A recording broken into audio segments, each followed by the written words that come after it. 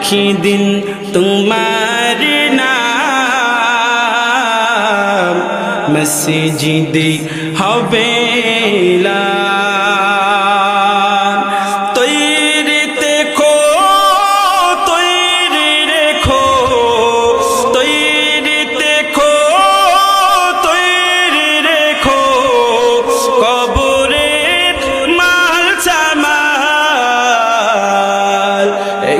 দিন তোমার নাম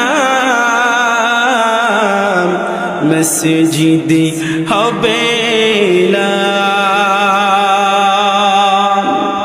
আমাদের মা বাবা আত্মীয় স্বজন এখানে অনেকেই আছে, অনেকের মা বাবা দাদা দাদি হারা আছে না এরকম। সবাইকে একদিন বিদায় হতে হবে। তাহলে বিদায় যে হবেন, কবরের জগতে যে যাবেন, কি নিয়ে ঢুকবেন একটু চিন্তা ভাবনা কইরেন। আর কি নিয়ে ঢুকলে আপনার জন্য কবরটা কেমন হবে জানার দরকার আছে না নাই? আছে না নাই? তাহলে যদি তাকে শুনবেন তো ইনশাআল্লাহ। কারণ মরণের পরে অবশ্যই কবরের ভিতরে ঢুকতে। এই কারণে বান্দা, মরণ এমন একটা জিনিস সবাইকে একদিন না একদিন মৃত্যুবরণ করতে হবে। এই মরণের মাধ্যমে বান্দা তোমার আমার জিন্দেগি খতম, কবরের ভিতরে ঢুকতে হবে। এই কারণে বান্দা, যুবক ভাই, মুরব্বী বাবা, পর্দার আড়ালের মা, মরণ থেকে যতই পালাও মরণ তোমায় লইবে গিরে। সুদূর সেতায় আকাশ প্রাণে লুকাও সেতাই লাগায়া সিঁড়ি। এই বান্দা, মরণ থেকে কেউ বাঁচতে পারবা না। কারণ মরণ এমন একটা জিনিস তোমার আমার পিছু লাইগা আছে। কোন সময় মরব দুনিয়ার কেউ জানে না, তবে মরতে হবে এটা আমরা সবাই জানি। কুল্লু নাফসিন যায়িকাতুল মাউত ওয়া ইন্নামা তুওয়াফাউনা উজুরাকুম ইয়াওমাল কিয়ামাহ ফামান যুহজিহা আনিন নারি ওয়া উদখিলাল জান্নাহ। এই বান্দা, মরণ এমন একটা জিনিস সবাইকে মৃত্যুবরণ করতে হবে। তবে মরণের পরের জিন্দেগিটা কেমন হবে বান্দা তুমি শুনো। আল্লাহর পয়গম্বর দুনিয়ার মানুষদেরকে জানা দিছে, দুনিয়ার উম্মতের দলেরা,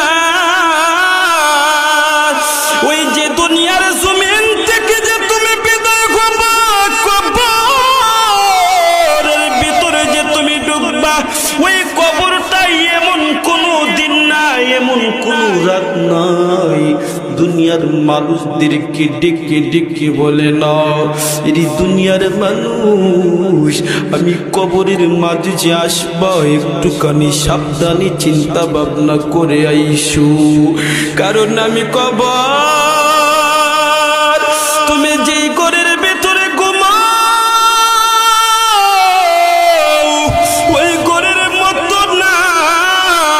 কবরটা বলে আনা বাইতুজ জুলমাতি, আমি কবর কিন্তু অন্ধকার ঘর, যেই ঘরের মধ্যে দুনিয়ার কোনো লাইটিং এর ব্যবস্থা থাকবে না।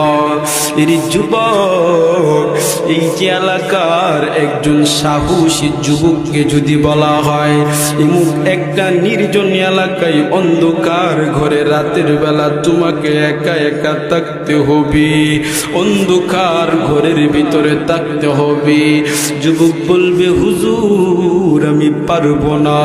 কেন পারবা না? যুবক বলে হুজুর আমার অন্ধকার বড় ভয় লাগে।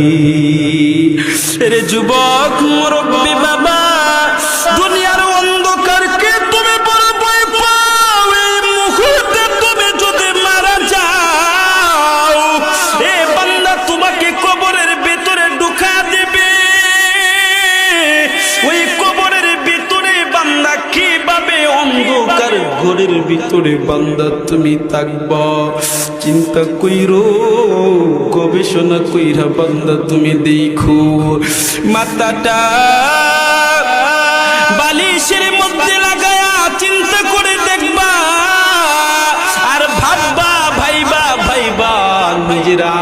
আমলটারে সংশোধন করবা। তাহলে কবরটা এমন কোনো দিন নাই, এমন কোনো রাত নাই দুনিয়ার মানুষদেরকে ডেকে ডেকে বলে না, বলে আনা বাইতু জুলমাতি, আমি কবর কিন্তু অন্ধকার ঘর, আসবা যে সাবধানে আইসো। শুধুই কি অন্ধকার? না না না, কবরটা বলি আমি কবর হলাম আনা বাইতুল ওয়াহদাতি, আমি কবর কিন্তু একাকিত্বের ঘর, একা একা থাকতে হবে।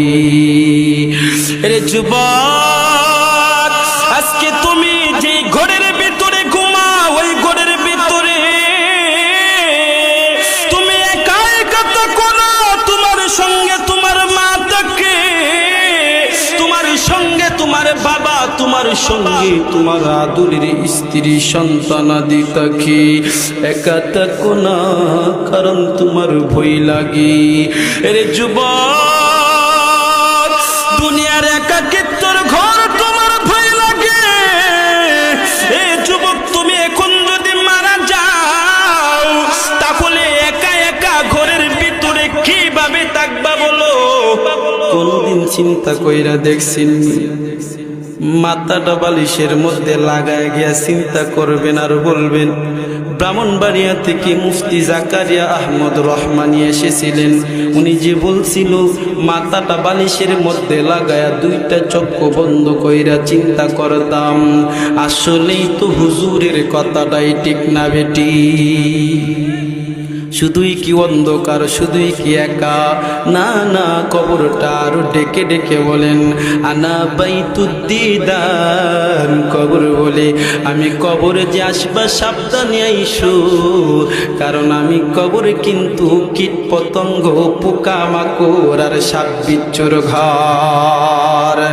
রে যুবক, আজকে তুমি তোমার সাড়ে 3 হাত বোনের এত যত্ন করো, ওই চুলের মধ্যে দামি দামি শ্যাম্পু ব্যবহার করো, ওই চুলের মধ্যে কন্ডিশনার ব্যবহার করো, চেহারার সৌন্দর্য ধরে রাখার জন্য ফেস ওয়াশ ব্যবহার করে কি করে না? ইন্ডিয়ান, চাইনা, আমেরিকা বিভিন্ন দেশের দামি দামি ক্রিম ব্যবহার করে কি করে না? শুধু যুবকরা, মুরব্বীরা করে না? মাঝে মধ্যে দেখা যায় মুরব্বীও বিআই যদি দাওয়াত দে, এমন একটা বাপ ধরে, যেমন দেয়া যা নতুন জামাই আরেকটা বিয়ে করানো, এমন বাপ ধরে না?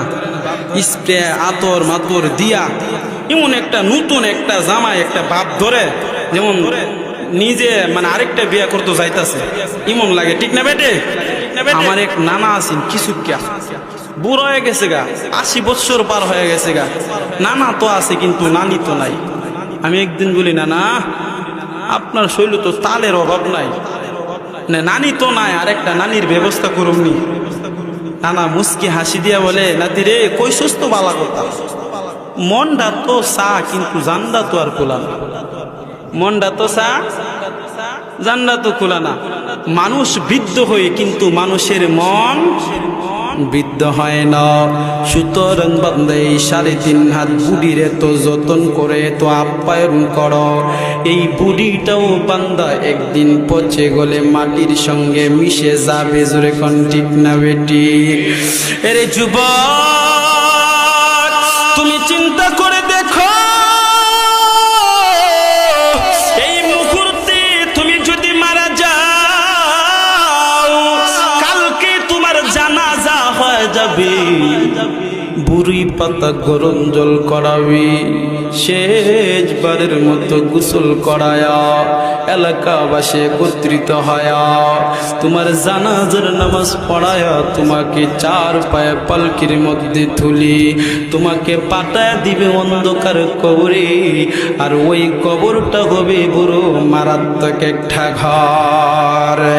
এই কারণে বান্দা, কবরে এমন একটা জায়গা, ওই জায়গা থেকে আমরা কেউ রেহাই পাবো না। কারণ কবর এমন একটা জায়গা, 2টা স্থান। কয়টা স্থান? 2টা স্থান। একটা হলো বান্দা জান্নাতের বাগান, আর একটা হলো জাহান্নামের গর্ত। ওই দেখা যায়